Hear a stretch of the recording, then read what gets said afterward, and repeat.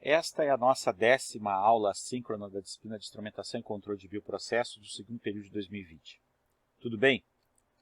Hoje eu falarei a respeito de álgebra de blocos de funções de transferência. Então, o que acontece? Na aula anterior, nós vimos que quando nós temos no domínio do S um processo descrito através de uma função que relaciona a sua entrada x de s com a sua saída y de s, nós chamamos essa função de função de transferência do processo. Nós vamos usar aqui GP de S. E a GP de S ela é definida como sendo a saída y de s sobre a entrada x de s.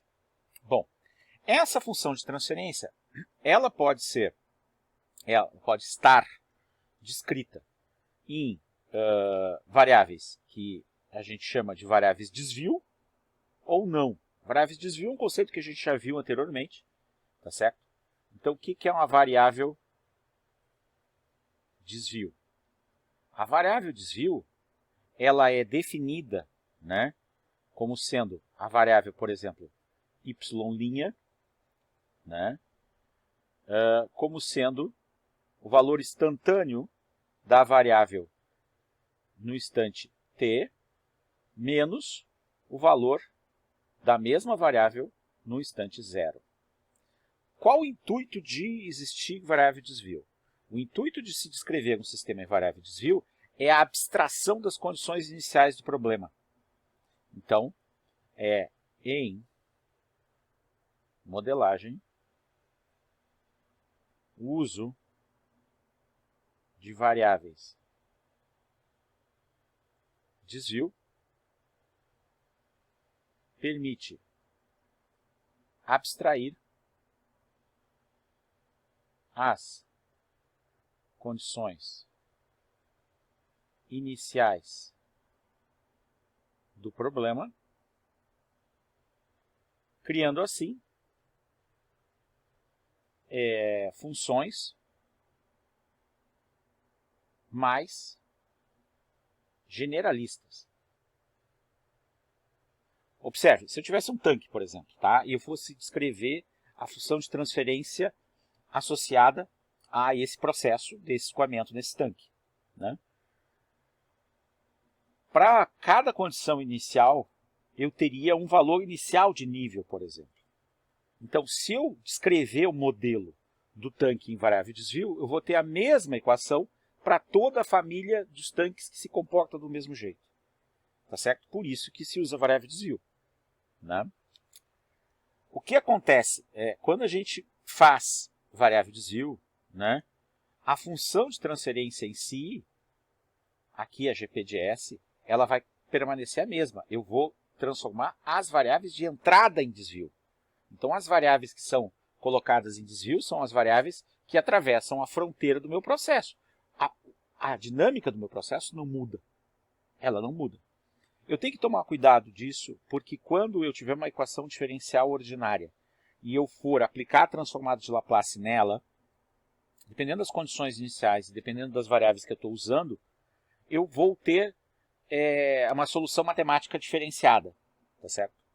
É muito mais fácil trabalhar sempre com variáveis de desvio do que com os valores absolutos das condições iniciais. Como a gente já viu com o termômetro, por exemplo, que é uma função de transferência, o termômetro, aquele termômetro lá de bulbo de líquido, tá? Que a gente já viu na aula de dinâmica de instrumentos. Tá?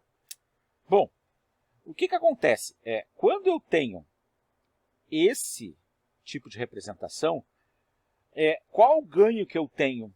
Bom, eu ganho a possibilidade de associar blocos de forma mais fácil.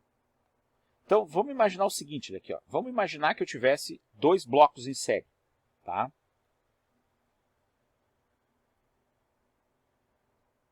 O que significa dois blocos em série? Significa dois processos que estão em série, tá certo? Eu vou chamar esse aqui de G1 de S e eu vou chamar esse 2 aqui de G2 de S.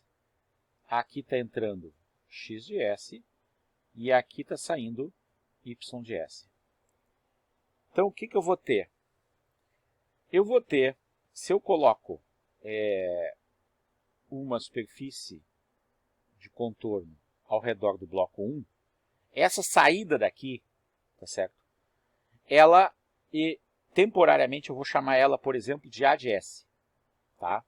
Então, eu sei por definição que a função G1 de S ela é definida como a saída ADS sobre a entrada X de S. Então, eu posso fazer a mesma coisa para o bloco 2. Vou colocar uma superfície de contorno aqui no bloco 2. O bloco que entra no bloco do... A função de transferência, desculpa, o sinal ADS ele adentra no bloco 2 e sai Y de S. Então, eu vou ter a saída Y de S sobre a entrada ADS. Observe que nas duas equações eu tenho ADS. Então, eu vou isolar, né, ADS numa delas. Vai ficar ADS igual a G1 de S vezes X de S. Eu vou pegar essa equação aqui, que eu vou chamar de equação 1, e vou substituir na outra equação, que eu chamei de equação 2. Então, substituindo 1 em 2, o que eu vou ter?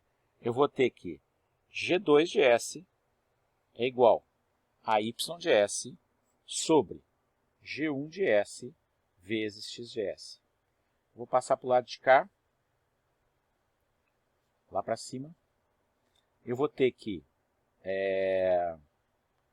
G2 de S vezes G1 de S é igual a Y de S sobre X de S. Observem que Y de S, que está aqui na saída final dos blocos, e X de S, que é a entrada aqui, né, se eu colocar uma superfície de contorno por fora dos dois blocos, eu estou com a função de transferência equivalente.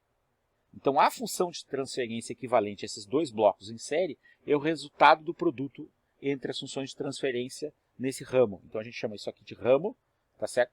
E eu vou ter que a função equivalente vai ser igual a G1 de S vezes G2 de S, tá certo? Então, isso é uma regra. Toda vez que eu tiver duas funções de transferência em série, a função de transferência equivalente é o produto das duas. Isso vem a nos trazer uma consequência. Qual é a função de transferência que é o elemento unitário? O nome está dizendo, né? Ela é a função de transferência que não altera o link, é o número 1, tá certo?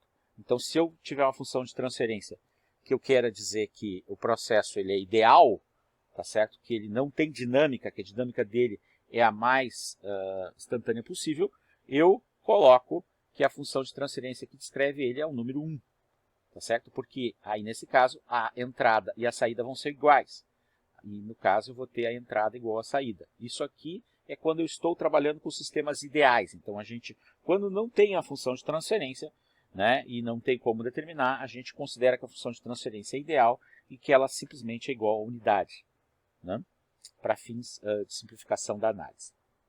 Bom, o que mais que eu posso fazer? Eu posso colocar, eu posso ter soma algébrica de funções de transferência. Soma algébrica de funções de transferência. Então, vamos imaginar, eu vou representar que eu tenha aqui a minha G1 de S, eu tenho aqui a minha G2 de S, aqui entra, em cada uma delas entra X de S, tá certo? E aí o sinal que sai, né, ele é combinado nesse operador aqui, que é uma bolinha com um sinal de mais, mais, por exemplo. Tá? Podia ser mais, mais, podia ser mais, menos, menos, mais ou menos, menos. Todas as combinações possíveis. Dando Y de S. Então, como eu já sei, né, que X de S vezes G1 de S me dá esse A de S daqui, ó, que está nesse ramal aqui, e que X de S vezes G2 de S dá B de S, e olhando o sinal, eu vou ter que a equação 1 seria X de S vezes G1 de S igual a A de S. A equação 2 seria x de S vezes G2 de S igual a B de S. Olhando o sinal aqui, A de S mais B de S é Y de S. Então, a equação 3 seria A de S mais B de S igual a Y de S.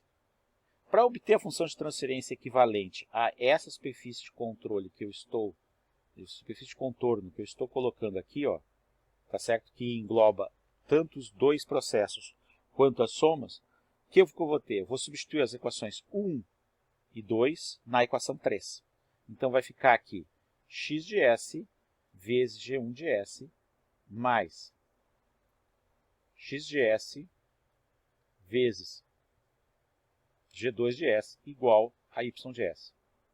Colocando o x em evidência, x de S que multiplica G1 de S mais G2 de S igual a Y de S. Passando dividindo, eu tenho que Y de S é Y de S sobre x de S é G1 de S mais G2 de S. Então, observe que quando eu tenho a soma algébrica, tá certo? Eu posso fazer essa dedução, né, e determinar que a relação entre as entradas e a saída é a soma das funções de transferência. Tá certo? Então, nesse caso, soma algébrica, eu vou ter todas as combinações possíveis de sinal. Se eu tivesse o menos aqui, o menos ia continuar aqui, tá certo? E ele ia aparecer aqui no meio. Então, se eu tivesse mais menos, o menos ia aparecer aqui. Tá? Bom, vamos ver a situação que eu tivesse. Essa situação ela é igual ao caso que eu tivesse um x só entrando, é o mesmo x, né? É o mesmo x. Então, esse x aqui, ele pode vir aqui e eu posso ter um splitter aqui. Só para deixar claro, né? Só para lembrar, tenho certeza que vocês vão lembrar disso, mas esses nossos diagramas aqui, eles não têm nada a ver com diagramas de fluxograma de processos. Quando eu tenho essa divisão aqui, eu não tenho um pedaço do sinal indo para um lado ou um pedaço do sinal indo para o outro. Eu tenho todo o sinal indo para os dois lados. Isso aqui é um diagrama sistêmico. Tá? Isso aqui é um diagrama sistêmico. Ou seja, eu tenho informação sistêmico. Tá? Eu tenho informação indo nesse sentido e indo nesse sentido. A informação não se subtrai nem se divide. Ela é igual entrando em G1 e igual entrando em G2 de S. Tá certo? Vamos complicar um pouquinho mais isso aqui. Vamos imaginar que eu tivesse a seguinte situação. Que eu tivesse um determinado bloco, que eu vou chamar G1 de S. Esse bloco sai Y de S. E esse valor aqui eu trago de volta para passar dentro de uma outra função que eu vou chamar de G2 de S. E essa função, por sua vez, eu vou fazer uma operação algébrica compondo um sinal com uma operação mais menos em x de S. E essa soma algébrica entrando em G1 de S. Então, observem o que eu fiz. Eu fiz um caminho fechado. Então, essa aqui é a minha primeira malha. Aí eu fiz uma malha. Tá? Uma malha, tem um caminho fechado ali. Então, vamos imaginar aqui, eu vou dar um nome genérico. É óbvio, né, que o meu intuito é obter a função de transferência equivalente para essa região que eu delimitei aqui do sistema por essa superfície de contorno. Então, eu vou chamar esse sinal aqui de A de S. E vou chamar esse sinal saindo aqui de B de S. Então, vamos ver. X de S menos B de S é A de S, quando eu olho isso aqui. É esse sinal aqui, né? Então, X de S menos B de S é igual a A de S. Isso aqui é a minha equação 1. Indo no sentido dos ponteiros do relógio. A de S vezes G1 de S, A de S, que é a entrada, vezes G1 de S, vai ser Y de S. Essa aqui é a minha equação 2. Equação 2. Y de S vezes G2 de S é B de S. Então, Y de S vezes G2 de S é igual a B de S. Essa aqui é a minha equação 3. Então, eu consegui 3 equações independentes que eu vou usá-las para obter a equação correspondente a todo o bloco da superfície de contorno que está delimitada pela linha tracejada. Então, aonde que fica mais fácil eu substituir? Fica mais fácil eu substituir o B e o A na equação 1. Então, substituindo as equações 2 e equação 3 na equação 1, o que eu vou ter? X de S menos B de S. B de S é Y de S, que multiplica G2 de S. Menos é igual a A de S. A de S é Y de S sobre G1 de S. G1 de S. Então, aqui eu vou precisar fazer um tratamento algébrico. Tá certo? Eu vou passar o G1 de S multiplicando. Vai ficar X de S vezes G1 de S menos Y de S vezes G1 de S vezes G2 de S igual a Y de S. Vou passar o termo que tem Y de S para a direita. Vai ficar X de S vezes G1 de S igual a Y de S, que multiplica Y de S, que está aqui, mais Y de S vezes G1 de S vezes G2 de S. Então, vou pegar essa expressão aqui e vou levar para a próxima área de trabalho, para o próximo slide. Então, vai ficar, vou copiar de novo, X de S, que multiplica G1 de S, igual a Y de S, mais Y de S, vezes G1 de S, vezes G2 de S. Então, eu posso botar em evidência o Y de S aqui. Então, vai ficar Y de S, que multiplica 1 mais G1 de S vezes G2 de S, que é igual a X de S. Então, eu vou... sempre a minha função de transferência é a saída pela entrada. Então, no caso, é Y de S sobre o G de S. Então, a função de transferência equivalente vai ser obtida quando eu passar esse X dividindo para o lado de cá e passar esse parênteses dividindo para o lado de lá. Então, vai ficar G1 de S sobre 1 mais G1 de S vezes G2 de S é igual a Y de S sobre X de S. Então, essa aqui é a função de transferência equivalente à malha fechada que eu criei, que eu acabei de criar. Tá certo? Então, como ela é malha fechada, eu posso chamar ela de G de malha fechada, GMF. Ou, em inglês, G de Closed Loop, GCL. Tá certo? Então, isso nos dá a ideia de como é a nomenclatura que se usa. A gente tem as GCL, ou seja, as funções de transferência em Closed Loop, ou a gente tem as funções de transferência em Open Loop, as OLs. Tá certo? Então, a GOL é a função de transferência em malha aberta.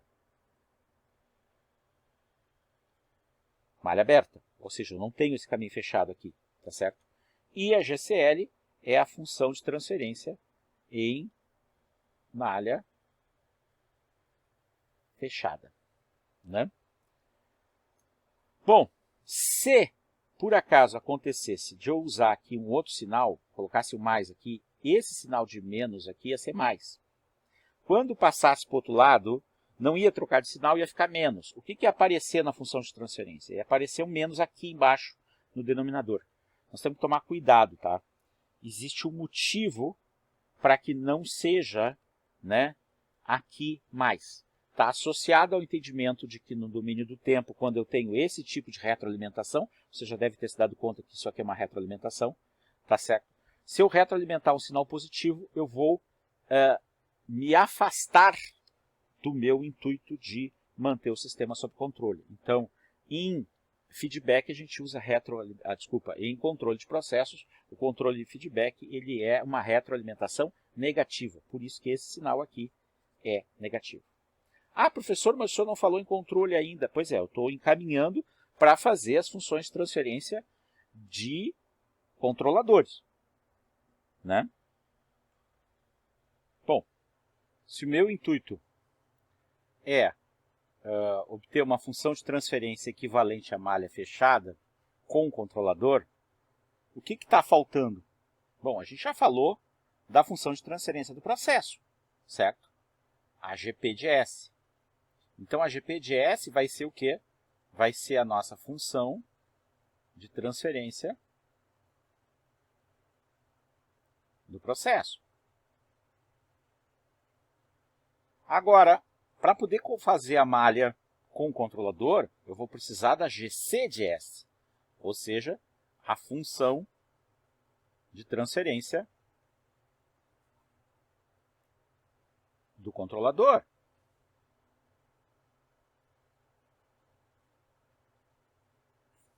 Né? Para deduzir as funções de transferência do controlador, vamos começar pela mais simples de todas. Qual é a mais simples de todas?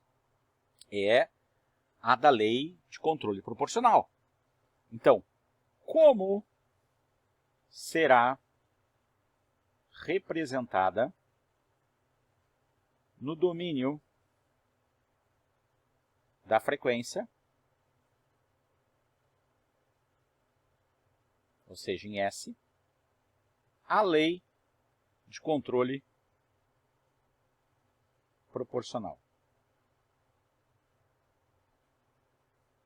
Bom, para isso, eu preciso me dar por conta que quando eu tenho uma ação de controle proporcional puro, ela é assim, né?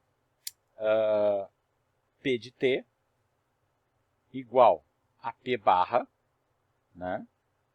Mais o ganho do controlador, que eu vou chamar de Kc, vezes o erro de t.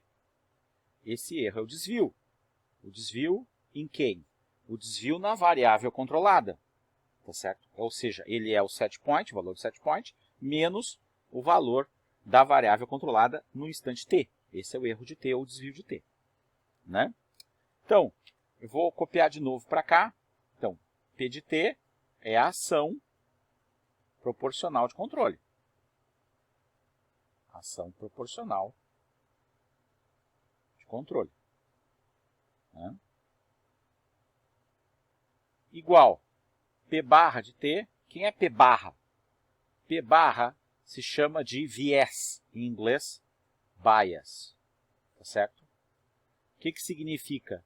Significa o valor do P de t quando o erro é zero, mais Kc vezes o erro de t. Então, esse valor P barra é o valor da ação de controle quando o erro de t for nulo, for zero. Né? Quando é que eu vou ter erro zero? Quando eu alcançar o set point, ou seja, no set point desejado. Né? Então, se o controlador conseguir levar e eliminar totalmente o erro, o que vai acontecer? Eu vou ter simplesmente a ação do viés, a ação do bias. Tá? O que é o Kc? Kc é o ganho proporcional. Ganho proporcional. Ou seja, se o Kc aumenta, o peso do erro aumenta para que eu tenha uma ação mais significativa. E o erro, que é o desvio, é o valor do set point menos o valor da variável controlada. Né? Por exemplo, se eu tivesse uma estufa, né? Uma estufa, como eu tenho lá no laboratório, uma estufa de secagem de papel, dessas que se usam em escritório. A variável controlada podia ser a temperatura no interior da estufa e eu teria lá, por exemplo, manter 40 graus Celsius dentro da estufa. Então, o set point seria 40 e a variável controlada seria a temperatura instantânea. Né? E eu agiria sobre o sistema de aquecimento da estufa, que aquela estufa lá usa lâmpadas incandescentes, tá certo? Lâmpadas incandescentes como fonte de aquecimento, né? É uma forma de aquecimento bastante pouco eficiente, tá certo? Mas fácil de ser implementada. Né? Professor, não fazem mais lâmpadas incandescentes no Brasil. Verdade, verdade. No Uruguai fazem, ainda. Então, a gente tem como comprar isso, né? Indo até qualquer cidade que faça divisa com as cidades do Uruguai. Aqui, essa é a realidade do Rio Grande do Sul. Né? A gente tem a facilidade da fronteira com Uruguai. Claro que agora, né, eu estou gravando isso aqui na madrugada do dia 11 de abril e a gente ainda está em pandemia. Então essa é uma realidade que está bem distante da gente ainda, tá? Da gente poder viajar. Bom, o que acontece? Eu vou passar esse P barra para o lado de cá e aí vocês observam que eu vou ter o quê? Eu vou ter o desvio da ação. Porque o que é o desvio? Desvio não é o valor instantâneo menos o valor no estado estacionário, então eu vou ter o desvio da ação. Eu vou ter P'. Olha só que interessante. Ó. Se eu fizer P de t menos P barra de t, eu vou ter o desvio P' de t. Esse aqui é o desvio, né? A variável desvio na ação de controle. Tá certo? É quanto que ela mudou com respeito ao que seria no estado estacionário, que vai ser igual a Kc vezes o erro de t. Se eu aplicar a transformada de Laplace, eu vou ter que a transformada de Laplace de P' de t vai ser igual à transformada de Laplace de Kc vezes o erro de t. Esse Kc é uma constante, né? Porque é o ganho do controlador, é uma constante. Isso aqui vai ser determinado por sintonia. Quando eu faço o projeto do sistema controlador, o projeto dele ele é determinar qual o valor de Kc que eu vou usar. Então eu posso, como ele é uma constante, eu vou tirar para fora da integral, porque vale as propriedades, da transformada, que é uma integral, já me adiantei, e vai ficar aqui a transformada de P' de t, que é o P' maiúsculo, né, de S, vai ser igual a Kc vezes a transformada do erro de t, é o E de S. Então eu fico com uma função de transferência assim. Vamos observar o seguinte, ó. Quando eu tenho o controle proporcional, controlador só proporcional, né? Quando eu tenho controlador só proporcional, o que adentra no sistema? Adentra o erro de S. E o que ele determina para mim? Ele determina o valor de P' de S. E qual é a função de transferência? É Kc. É Kc, simplesmente Kc. Então vai sair a saída pela entrada, E de S sobre P' de S, que no caso vai ser a minha Gc de S, porque vai ser a função de transferência do controlador, vai ser igual a uma constante Kc. Então observe que interessante.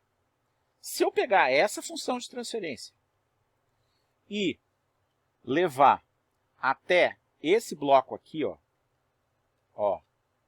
esse bloco aqui, a minha G2 de S aqui seria o controlador. Então eu já dei a expressão geral do controlador. A expressão geral do controlador é essa expressão deduzida aqui, y de S sobre x de S para o sistema em malha fechada igual a G1 de S, que seria a função de transferência do processo, dividido por 1 mais G1 de S, que é a função de transferência do processo, vezes a função de transferência do controlador. Então quem muda é essa G2 aqui. A cada tipo de lei que eu usar, eu vou ter uma G2 diferente. Tá certo? Eu vou ter uma função de transferência diferente. Bom, já usei para o termo proporcional. Vou usar para o termo proporcional integral. Então vamos imaginar que eu tenha uma lei de controle proporcional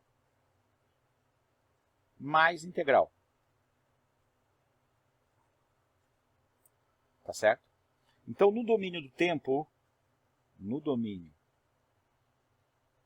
tempo, nós teríamos que a P de t seria P barra mais Kc, que multiplica o erro de t, mais 1 sobre tau i da integral de 0 a t do erro de t dt. Então eu vou ter que usar o mesmo procedimento que eu usei antes. Eu vou passar esse P barra subtraindo para o lado de cá e vou aplicar a transformada de Laplace dos dois lados. Tá certo? Então vai ficar transformada de Laplace de P de t menos P barra de t, que é quem? Que é o meu P', isso aqui é P' de t, né? Vai ser o P' maiúsculo de S. Porque toda vez que eu passo para transformar de Laplace uma variável, eu coloco ela em maiúsculo e coloco ela de S. Igual a transformada de Laplace de Kc, que multiplica. Observe que os dois termos aqui estão sendo multiplicados. Isso é importante, tá certo? Isso é muito importante. tá? Kc que multiplica o erro de t mais 1 sobre tau i da integral de 0 a t do erro de t dt. Bom, então eu vou me preocupar com esses dois termos aqui, tá? Esse termo aqui não tem mistério porque eu já fiz. Porque a soma das transformadas é a transformada da soma. Então eu vou abrir essa transformada da soma em duas somas de transformada. Então vai ficar a transformada de Kc vezes o erro de t vai ser igual a Kc vezes E de S. Sem problema, não tem mistério. A próxima, que vai ser a transformada do Kc que multiplica 1 sobre tau i, a integral, vai ficar transformada de Laplace de Kc sobre tau i, que multiplica a integral de 0 a t do erro de t dt. E aqui agora vem uma situação interessante. Observem, eu não tenho ainda dito para vocês qual é a transformada da integral. Mas eu já dei qual é a transformada da derivada. Lá a fórmula 24 do formulário. A transformada da df dt é S vezes f de S.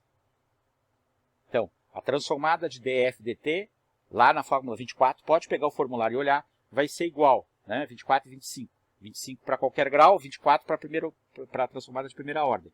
25 para a segunda, qualquer ordem, tá? Ordem genérica. Vai ser a transformada da derivada df dt, vai ser S vezes f de S. Então, se na derivada eu multiplico por S, a integral, que é o contrário da derivada, é a operação contrária, significa que eu vou dividir por S. Eu vou dividir por S.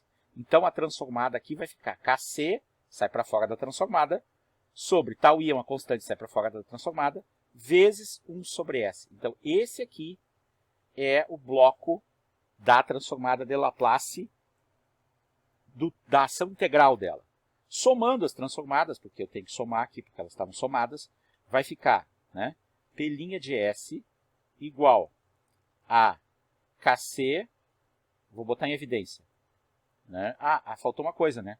Faltou aqui o erro de t, claro, né? Faltou colocar aqui o erro de S. Tá certo? Então eu posso colocar em evidência Kc e E de S, que multiplica 1 mais 1 sobre tau i vezes S. Essa aqui é a minha função de transferência da ação P mais I. Então, é a f de t, a função de transferência da ação P mais I. Tá certo? Bom, vou fazer a mesma coisa para o termo derivativo. Então, vamos imaginar que eu tivesse uma lei de controle do tipo proporcional, integral, derivativa. O que eu teria? Eu teria no domínio do tempo P de t igual a P barra mais Kc, que multiplica o erro de t, mais 1 sobre tau i da integral de 0 a t do erro de t dt, mais tau d, que multiplica a derivada do erro de t com respeito ao tempo. Três termos. O termo proporcional, o termo integral e o termo derivativo. Então, aplicando a transformada de Laplace dos dois lados, como eu fiz em todos os termos, todos os três casos de dedução, o que eu teria? Eu teria que P' de S seria igual. Bom, transformada de Laplace de Kc vezes o erro de t, mais transformada de Laplace do Kc sobre tau i vezes erro de t dt. Só deixa eu conferir se eu fiz certo. Fiz. Tá? Mais transformada de Laplace de Kc vezes tau d vezes derivada do erro de t dt. Então, a novidade estaria aqui, nesse terceiro termo. Esse aqui eu sei fácil, esse aqui eu sei porque eu acabei de fazer, e esse aqui é o novo. Só que eu já dei a pista para vocês. A transformada da derivada é a multiplicação por S. Tá certo? Então, vai ficar P' de S vai ser igual a Kc, que multiplica o E de S, vezes 1 mais 1 sobre tal I S mais tal D vezes S. Essa aqui é a função de transferência, né? Função de transferência da ação, do conjunto das ações proporcional mais integral mais derivativo.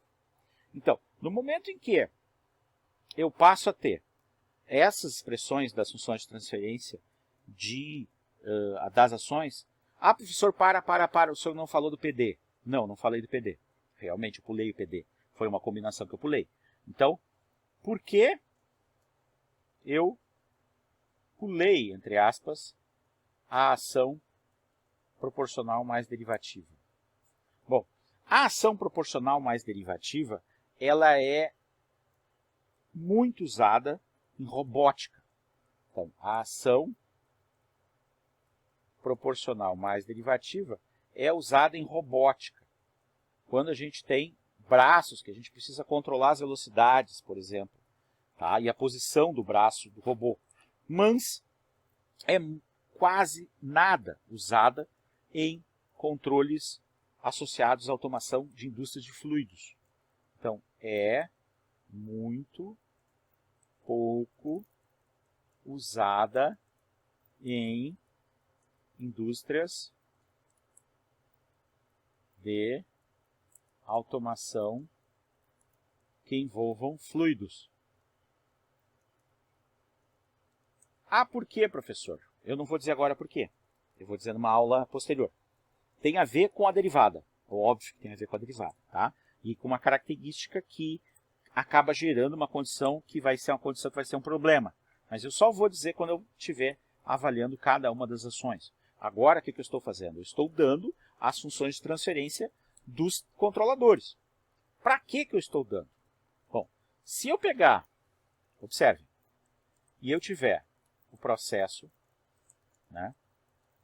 Processo, escrito por uma GPDS. Essa GPDS pode ser de primeira ordem, segunda ordem, de terceira ordem, pode ser a fração dividida em cima por um polinômio de segunda ordem dividido por um de quarta ordem, pode ser a função de transferência que eu quiser, tá certo? E eu tirar aqui a saída, que é a variável que vou controlar, tá certo? E eu pegar essa variável, né, e mandar ela para um controlador que eu vou chamar de GC de S. E aí, a saída do GC de S, eu colocar ela imputando num bloco de soma algébrica, onde eu fiz com x de S, receba esse sinal negativo de GC de S, o que eu tenho aqui? Eu tenho uma malha feedback em S. Ok? Bom, observe, eu consigo entender que x de S é a variável que eu manipulo, e eu consigo entender que y de S é a variável que eu controlo. Mas cadê o setpoint? A pergunta é, para onde foi parar o setpoint? Bom, eu escondi o setpoint.